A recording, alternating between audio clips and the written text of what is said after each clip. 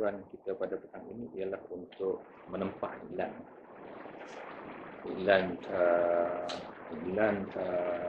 bereditorial dengan 4 sak khabar utama atau lebih bergantung pada kesanggupan media-media. Iaitu kita nak iklan satu muka penuh mengenai dengan pembinaan lebuh raya Kota Baru ke Kuala Krai. Desain apa semua ni saya telah siapkan dan soft copy juga disiapkan. Jadi berapa charge dia tu agak dimaklum pada kita. Kemudian kalau boleh pengarang ni buat sedikit editorial berkali dengan satu muka surat. Baik, saya akan jelaskan konsep pembinaan lebuh raya ni. Lebuh raya ini adalah sepanjang 73 km. Sepanjang 73 km dan 10 km daripada Kota Baru ke Lokap Cik Yih atau ke Pasir Horn dikaji semula. Kerana ia yang pertama tidak boleh mengatasi penyuraian trafik. Dan yang kedua kerana kos dia adalah dianggap terlalu besar. Iaitu bagi 10 km yang terpendek, kos dia dianggarkan 500 juta ringgit. Jadi yang ni kita buat kajian semula penyuraian trafik. Dan bagi bahagian selanjutnya, seluas sepanjang 63 km, kita bahagikan kepada dua package. Package yang pertama ialah Macang ke Kuala Krai sepanjang 43 km. Dan package yang kedua sepanjang 20 km adalah kepada syarikat yang berbeza. Jadi syarikat yang pertama dipilih untuk package yang pertama ialah Benta Construction Sdn Bhd, berasaskan kepada kemampuan syarikat ini dan juga pengalaman mereka dan mesin-mesin yang mereka miliki yang mampu menyelesaikan permintaan budaya ini dalam tempoh masa yang ditetapkan. Pembiayaan penuh lebuh raya ini disusun oleh Baldah Tayyibah, sebuah anak syarikat milik penuh Kerajaan Negeri Kelantan melalui PMGP. Jadi kita mengatur pembiayaan bagi pembinaan lebuh raya ini bagi package pertama dan package yang kedua, termasuk pengambilan balik tanah. Namun begitu, oleh kerana lebuh raya ini sebenarnya adalah satu simbol keperluan rakyat Kelantan yang telah terabad, iaitu sejak Rancangan Malaysia ke-5 lagi telah pun dicadangkan pembinaan lebuh raya ini. Dan JKR telah mengkelaskan lebuh raya ini sebagai standard class F, iaitu buruk dari segi kesesakan lalu lintas dan melambatkan perjalanan kenderaan. Rancangan Malaysia ke-10 lebuh raya ini telah disenaraikan dan kita pada masa itu setuju memberikan sokongan termasuk meluluskan laluan jajaran lebuh raya ini. Dan kerajaan pusat telah pun melantik sebuah pemaju, iaitu Padang Indah sebagai pemaju utama. Namun begitu dalam rancangan Malaysia yang ke-11, peruntukan untuk lebuh raya ini telah ditiadakan.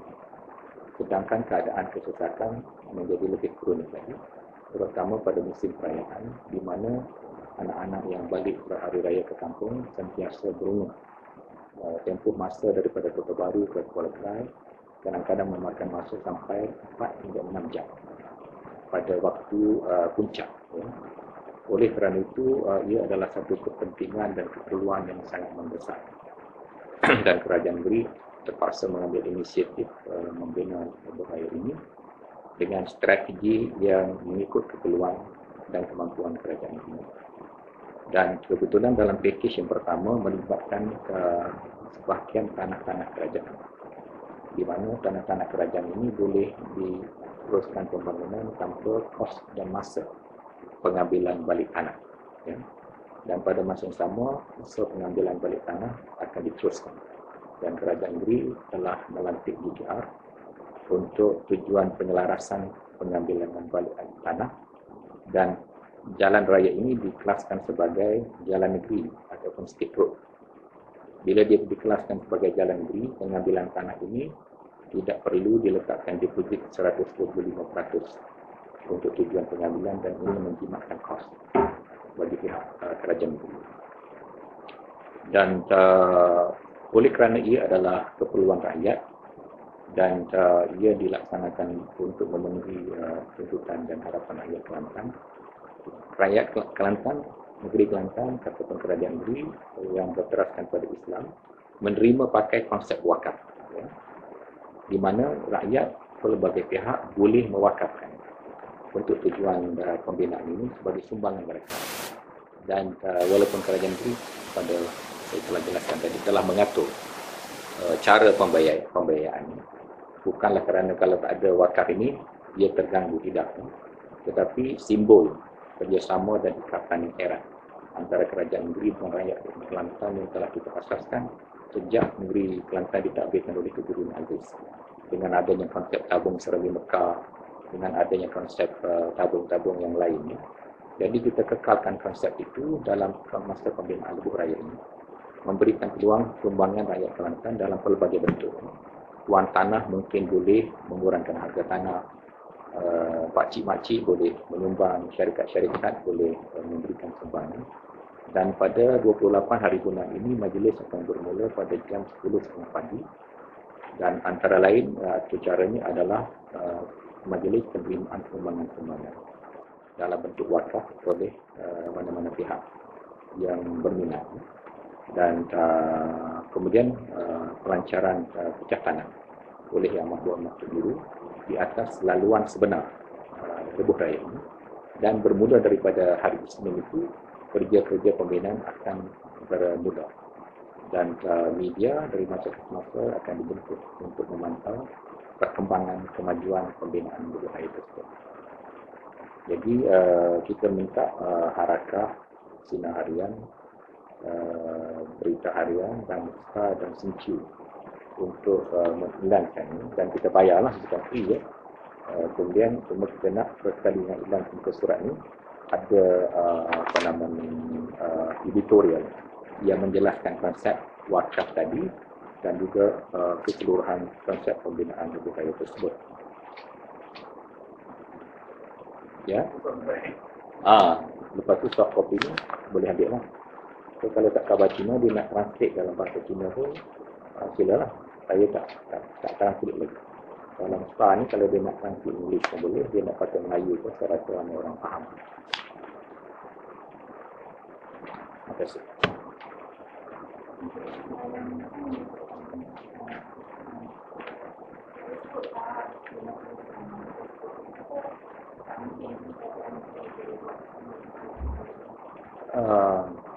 Saya mengalu-alukan pandangan-pandangan seperti ini, tetapi kerajaan negeri telah mengatur. Pemilihan syarikat ini memakan masa 5 bulan, dan mula-mula dulu ada 9 syarikat masuk. Kita buat saringan 5 syarikat, membentangkan pembentangan, ya. Dan daripada 5 syarikat ini kita shortlisted kepada 2 syarikat. Kedua-dua syarikat ini adalah syarikat yang terkenal, ya. Mana-mana pihak boleh menyemak latar belakang syarikat ini, track record dia, kemampuan dia, bilangan mesin dia. Jadi adakah syarikat-syarikat besar yang sudah ada track record membuat lebuh raya ini tiba-tiba nak serah diri dia kepada projek yang tak ada jaminan pembayaran, ya? Kalau saya jadi syarikat, saya tak akan masuk, kecuali saya yakin kerajaan negeri boleh membayar, ya? Dan kerajaan negeri dalam kapasiti untuk membayar berdasarkan pada strategi-strategi yang kita aturkan dalam syarikat, yang pada masa ini saya tak akan umumkan, tetapi insya-Allah suatu masa saya akan umumkan, di mana atas keyakinan tersebutlah syarikat ini menawarkan diri, ya. Syarikat ini bukan syarikat tepi jalan, tak ada mesin, tak ada pengalaman. Nama dia kita close, Mental Construction, bagi package yang pertama. Jadi saudara Fatmi boleh semak latar belakang kemampuan syarikat ini. Dan oleh kerana pilihan raya saya jangka masih lambat, Jadi kita ada peluang melihat sama ada lebuh raya ini ada progres ataupun tidak. Ya, ada progres ataupun tidak. Jadi kalau ditakdirkan nanti lebuh raya ini benar-benar menjadi realiti, seperti mana jambatan Sultan Yahya. Ada satu orang pemimpin UMNO dulu mencabar jika jambatan Sultan Yahya ini siap, dia nak telanjang dan berenang dalam Sungai Kelantan. Jadi adakah saudara Fatmi nak ikut yang sama lah. Yang dulu-dulu pernah pemimpin UMNO, dia tak percaya jambatan Sultan Yahya itu boleh disiapkan oleh kerajaan PAS. Jadi dia cabar masa tu, saya tak nak sebut nama dia lah.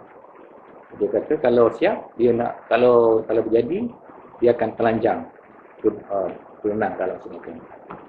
Dan ditakdirkan Tuhan, siap jambatan tu. Tapi dia tak berenang lah. Jadi, kalau semasa tu, jambatan Sultan Yahya dianggap mustahil. Sehingga adanya cabaran sedemikian. Tentulah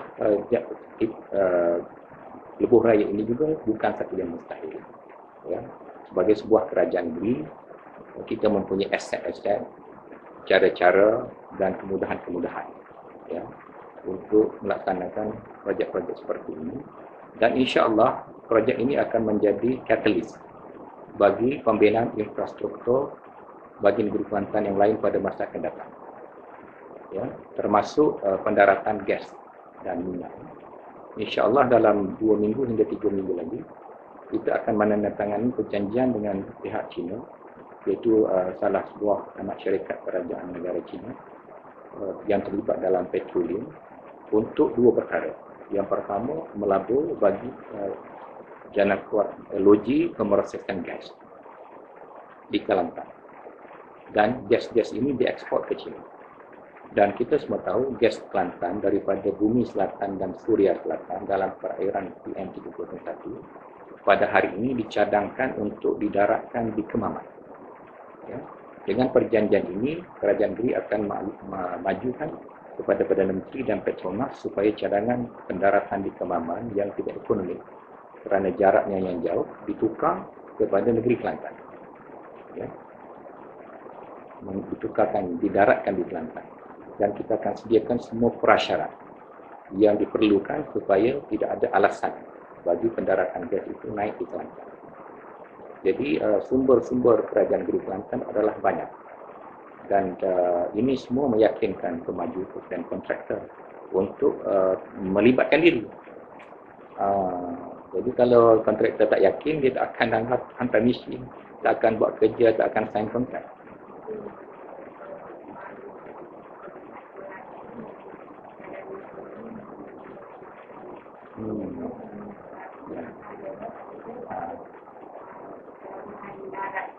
Ya. Kedua-dua ini bukan projek kerajaan negeri. Kedua-dua ini adalah cadangan pemajuan swasta.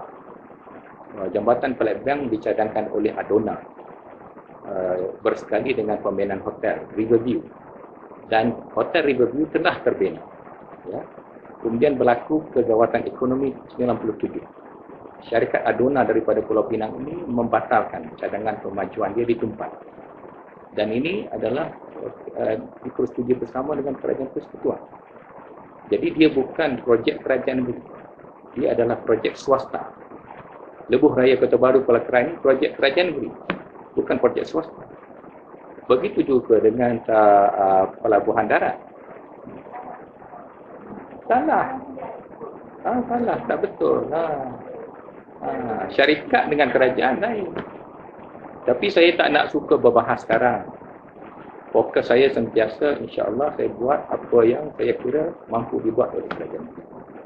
Dan nanti boleh ditengok, dilihat. Berikan masa, lebuh raya ini akan siap.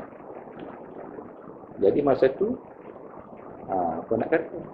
Dapat pada minat duduk di mana? Pelabuhan darat dicadangkan oleh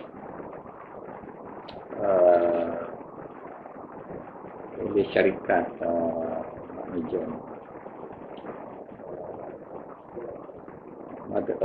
sebelum ada saudara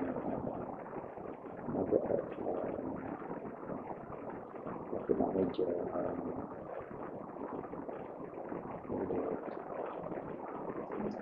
oleh pihak swasta. Dan tanah ini adalah tanah mereka, seluas lebih kurang 2,000 ekar. Dan apabila dia tak berjaya memajukan ini, kerana sebabnya sama adalah kerana kejatuhan ekonomi 97, tanahnya telah dilelong. Jadi tidak melibatkan tanah kerajaan, tanah peladangan yang dibeli oleh syarikat sebelum daripada Mada Al-Sayyidul Mat Saujaran itu dia masuk ke dalam kampung. So tidak ada kena-mengena dengan kerajaan Geri. Kerajaan Geri hanya facilitate kelulusan yang diperlukan oleh dari kerajaan Geri. Kelulusan sebagai pelabuhan darat sebahagiannya di bawah Kementerian Pengangkutan Kerajaan Malaysia. Adapun lebuh raya ini adalah 100% milik kerajaan Geri. Beza tu.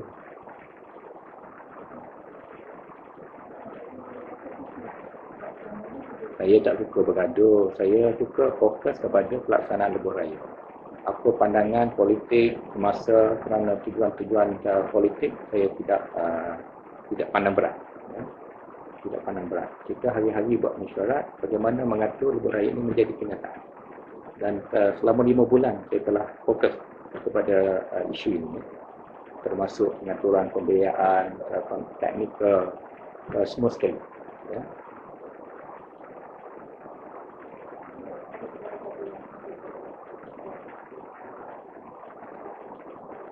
Yang pertama, The Star sendiri kata dan Tun Dr. Mahathir kata pilihan raya adalah lepas hari raya. Ya.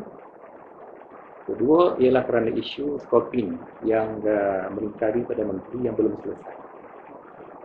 Di mana ini adalah kes pertama seorang ketua kerajaan dan ketua parti akan mengetuai parti pemerintah masuk pilihan raya ketika isu peribadinya belum settle. Dan ada besar kemungkinan semasa pilihan raya dokumen-dokumen ataupun isu-isu berkaitan akan terserlah. Jadi dengan sendirinya ini mengancam. Yang ketiga ialah kerana dalam report Barisan Nasional sendiri kedudukan mereka belum mantap. Belum mantap. Dan malam lepas ada lagi perdebatan mengenai PTPT yang menunjukkan kerajaan Geri adalah kerajaan pusat adalah tersudut, ya, corner. Jadi kalau dia buat pilihan raya, saya yakin pengundi muda dengan debat yang terakhir itu tidak akan menyebelahi kerajaan pusat. Jadi saya ada peluang untuk tunjukkan kemajuan lebuh raya saya.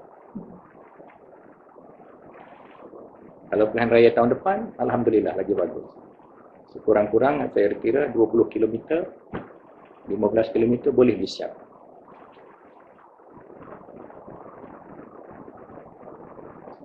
Jadi kalau Datuk Fatumi nak tahu lebuh raya ini boleh siap tak siap, dia minta Datuk Najib postpone pilihan raya.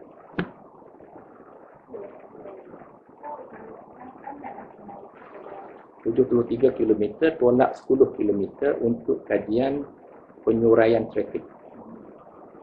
Iaitu kita ikut pandangan teknikal kita, design dia ada, Pasir Hor ke Bakar Cik tidak boleh menyelesaikan isu traffic problem. Dia masih ada jam di situ. Dan kosnya terlalu tinggi, 500 juta. Jadi Kota Baru ke Pasir Hor. Kerana dia elevated highway ataupun lebuh raya bertingkat. Jadi kita akan buat study semula dan design baru bagi Pasir Hor Kota Baru.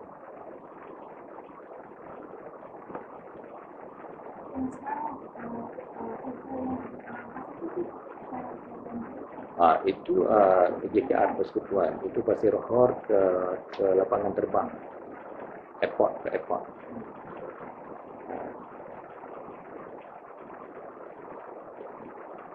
Jadi Kerajaan Persekutuan ada masa lagi kalau dia nak join Wakaf Cik Kota Baru. Setakat ni kita minta Datuk SS maklumkan pada Menteri Kerja Raya, kita akan laksanakan lebuh raya ini secara projek state road.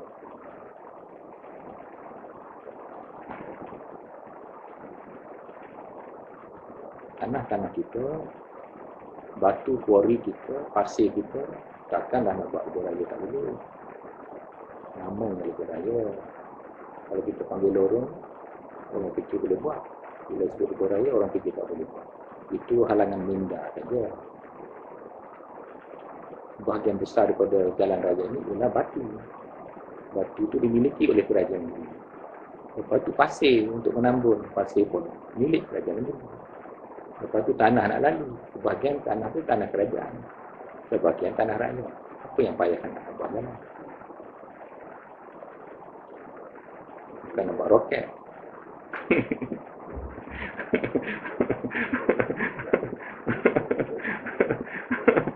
Buat jalan nampak 21. Harga asal 1.8 bilion mengikut estimate JKR. Tak masuk pengambilan balik tanah. 500 juta wakaf Pasir Hor, wakaf Cik Ye yang kita kaji semula. Jadi 1.3 bilion. 1.3 bilion ni termasuk harga kuari, harga pasaran, harga pasir, harga pasaran. Harga tanah kerajaan kena bayar. Bila kerajaan negeri buat, kita bagi diskaun lagi lah. Jadi untuk 43 km ni dijangka, untuk 43 km saya tak jelas, satu untuk 33 km dijangka 500 juta tak termasuk pengambilan balik tanah. Jadi kita bertujuan mengurangkan kos pembinaan. Dengan cara-cara kerajaan negeri memberikan kemudahan, kuari, pasir dan lain-lain. Kita kenapa nak bayar pasir dan kuari mahal? Kerana dia sudah milik kerajaan negeri. Jadi kebetulan dalam laluan ni ada 3 punca kuari yang utama. 3 kawasan batu granit yang boleh dijadikan kuari. Jadi tak perlu angkut jauh-jauh lah. Jadi kos pengangkutan akan jimat. Itu cara kerajaan negeri. Kerana kerajaan negeri dia lemah. Kerajaan pusat dia kuat. Dia boleh naikkan harga. Kita nak turunkan harga.